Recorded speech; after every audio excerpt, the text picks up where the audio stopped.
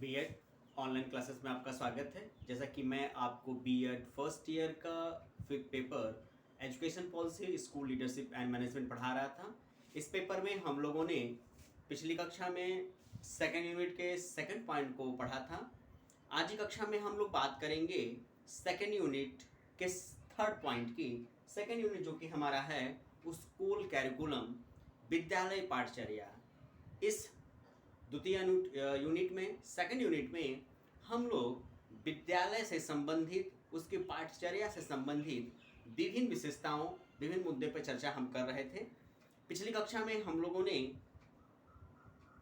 पाठचर्या के समान सिद्धांतों की चर्चा की जो माध्यमिक शिक्षा स्तर पे चलाए जाते हैं। आज हम लोग बात करेंगे थर्ड पॉइंट। जो थर्ड पॉइंट हमारा है वो है critical analysis of secondary school curriculum in construct of the Madhya Pradesh. माध्यमिक स्तर पे ध्यान दीजिएगा या स्कूली लेवल पे मध्य प्रदेश में जो पाठ्यक्रम चलाया जाता है, जो पाठ्यवस्तु रखी जाती है, उसका क्रिटिकल एनालिसिस करेंगे हम। देखिए, अगर हम लोग किसी भी प्रादेशिक शिक्षा व्यवस्था के कक्षाओं में चल रहे पाठ्यक्रम की विशेषताओं की बात करें, उसके क्रिटिकल एनालिसिस मतलब उसकी जो विशेष बातें हैं, जो महत्वपूर्ण बातें हैं, उसको हम वास्तविक तौर पर संदर्भित करें। इस कार्य को करने के लिए हमें बहुत बारीकियों से, बहुत विशेष तरीके से उस प्रदेश में समस्त शिक्षा विभागों द्वारा चलाए जा रहे कार्यक्रमों, उसकी रूपरेखा, उसके प्रयोजन आदि तमाम बहुत छोटे छोटे बिंदुओं का अध्ययन करना पड़ेगा। तब जाके एक क्रिटिकल, एक महत्वपूर्ण एनालिसिस उस प्रदेश की शिक्षा की व्यवस्था या उस प्रदेश में जो शिक्षा की व्यवस्था है उसमें क्या कंटेंट है, इसको हम लोग निर्धारित कर पाएंगे। जैसा कि हमारे इस सेकेंड यूनिट में थर्ड पॉइंट जो हमारा है वो critical analysis of secondary school curriculum in contest of the Madhya Pradesh. Madhya Pradesh शासन द्वारा शिक्षा की व्यवस्था में जो सेकेंडरी स्कूल यानी माध्यमिक स्कूलों में कैसा पाठ्यक्रम दिया जा रहा है, उसकी क्या विशेषता है, इसके बारे में हम चर्चा करेंगे। देखिए, सामान्य तौर पे अगर मैं बात करूं मध्य प्रदेश शासन की, तो मध्य प्रदेश शासन मूलतः हिंदी भाषी क्षेत्र, ध्यान दीजिएगा, मूलतः हिंदी भाषी क्षेत्र है। हालांकि इस मध्य प्रदेश की राज्य सीमाएं जो हैं वह मध्य प्रदेश की जो राज्य सीमाएं हैं वह भारत के कई राज्यों से संदर्भित होती हैं, कई राज्यों से सटती हैं, जिसके कारण उन राज्यों की भाषाओं का प्रभाव, उन राज्यों के क्षेत्रीय भाषाओं का प्रभाव मध्य प्रदेश के लोगों के क्षेत्रीय प्रभाव में देखने को मिलता है। जैसे हम इंदौर, भोपाल, जबलपुर की बात करें तो इसका जो हिस्सा महाराष्ट्र से सटा हुआ है, वहाँ बहुत सारे शब्द उस जो बोली में प्रयोग होते हैं वह महाराष्ट्र के हैं। वहीं बिहार का जो हिस्सा मध्य प्रदेश से सटता है, उसमें बहुत सारे बिहारी के शब्द मध्य प्रदेश के लोगों में बोली के तौर पे सुनने को मिलते हैं। वहीं जो छत्तीसगढ़ का हिस्सा, भला कि छत्तीसगढ़ भी पहले मध्य प्रदेश का एक भाग था, आज वर्तमान की बात करें तो जो मध्य प्रदेश का जो छत्तीसगढ़ का हिस्सा है, आज भी सीमावर्ती इलाकों में अगर देखा जाए तो जो बोलियां हैं उस पर कहीं ना कहीं छत्तीसगढ़ की भाषा का प्रभाव दिखाई देता है। हम यहाँ बात भाषा की कर रहे थे, हम यहाँ बात उस क्षेत्र की बोलियों की नहीं कर रहे थे, जबकि थोड़ा प्रभाव पड़ता है, इसलिए उस बोलियों की बात भी यहाँ कहना जरूरी था। अगर मध्य प्रदेश में हम वास्तविकता तौर पे अध्ययन करें तो हमें पता चलता है कि मध्य प्रदेश में जो लोगों की मातृभाषा है या जो भाषा है वह हिंदी है। ध्यान दीजिएगा, वो हिंदी है। इसी बात को समझते हुए, ध्यान दीजिएगा, इसी बात को समझते हुए मध्य प्रदेश शासन या मध्य प्रदेश शिक्षा मंडल जो है, जिसने सेकेंडरी एजुकेशन सिस्टम की व्यवस्था का ऑर्गेनाइजेशन किया है, जिसने स्टार्ट किया है सेकेंडरी एजुकेशन सिस्टम को, वह इस बात को बखूबी ध्यान में रखते हुए ऐसे पाठ्यक्रम को तैयार कराने की बात करता है जो त्रिभाषा सूत्र के सिद्धांत को स्वीकार करते हुए माध्यमिक शिक्षा आयोग 1964 के सिद्धांतों को पूरा करते हुए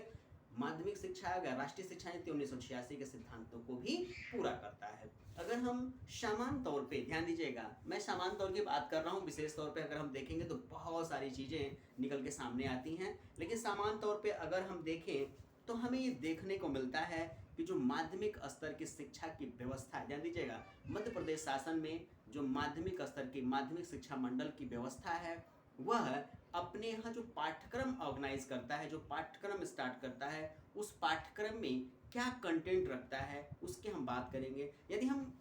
माध्यमिक शिक्षा मंडल मध्य प्रदेश शासन में जो पाठ्यक्रम चलाए जा रहे हैं सेकेंडरी स्कूल करिकुलम में, अगर उनके कंटेंट को हम देखें तो सामान्यतः हमें पता चलता है कि 1 से 5 तक की जो प्राथमिक शिक्षा की व्यवस्था है उसमें बालक को मातृभाषा की शिक्षा अवश्य हर हाल में प्रदान कराई जाती है। सही कार्य उपयोगी शिक्षा, गणित की शिक्षा, विज्ञान की शिक्षा, पर्यावरण की शिक्षा, अंग्रेजी भाषा की शिक्षा आदि प्राथमिक तौर पर उन्हें प्रदान कराई जाती है, नैतिक शिक्षा की शिक्षा। वहीं उच्चतर प्राथमिक स्तर पर देखें तो हमें वही थोड़ा और विकसित रूप में दिखाई देता है, जैसे हिंदी, इनके कंटेक्ट में अगर हम देखें तो हमें मिलेगा इनके पाठ्य वस्तुओं में हिंदी है, अंग्रेजी है, गणित है, विज्ञान है, सामाजिक विज्ञान है। वहीं अगर 9वीं 10वीं में देखें तो 9वीं 10वीं में भी हमें अंग्रेजी, हिंदी, अंग्रेजी, गणित, विज्ञान, संस्कृत आदि के आधारित पाठ्यक्रम देखने को मिलते हैं। वहीं ग्रामीण ब्राह्मणी की बात करें तो सामान्यतः जैसे बात करते हैं तो विज्ञान वर्ग के बालकों के लिए सामान्य हिंदी, कला वर्ग के बालकों के लिए, वाणिज्य वर्ग के बालकों के लिए साहित्यिक हिंदी, अंग्रेजी जो कि द्वितीय राष्ट्रभाषा के रूप में स्वीकार मतलब परिचलन या प्रयोग में दिखाई दे रही है, साथ ही संस्कृत, गणित, विज्ञान या इच्छा से कम से कम 3 विषयों का समाहित वो विषय ले सकता है। यही अगर इसके अंदर चले तो हमें देखने को मिलता है कि कहीं ना कहीं, ध्यान दीजिएगा, कहीं ना कहीं जो हिंदी है, जो